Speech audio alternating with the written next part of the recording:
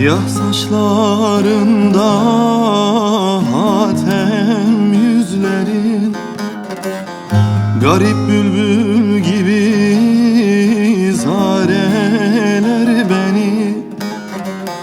Hilal ebrulerin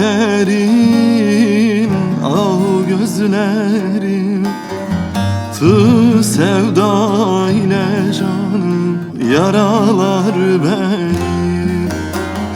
Hudey, hudey, hudey yaralar beni. Diley, diley, diley yaralar beni.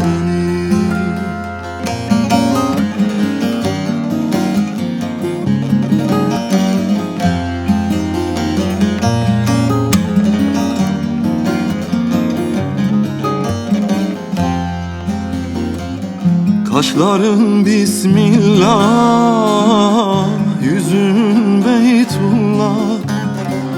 Seni öz nurundan yaratmış Allah. Sevmişem ben seni, terk etmem billah.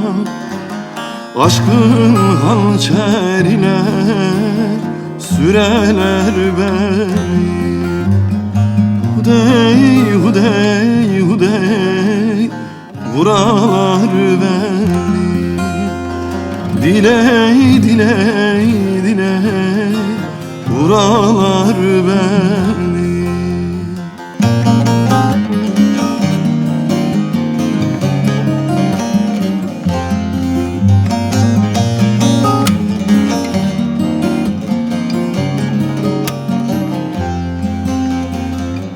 Dost cemalin gördüm, ahüzar oldum.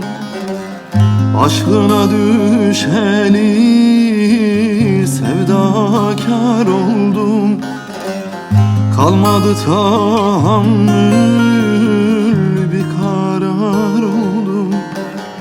Meğer tabutlara can saralar beni. Hudey, hudey, hudey saralar beni. Diley, diley, diley saralar beni.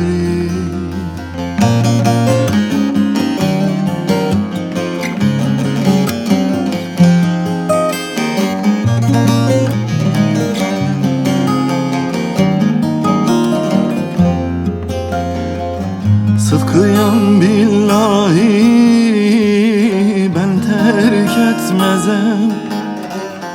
Gayrı güzellere gönül vermezem. Dövseler kovsalar buradan gitmezem. Meğer ferman gele süreler beni. Hudey, hudey, hudey süreler beni. Diley, diley, diley süreler beni.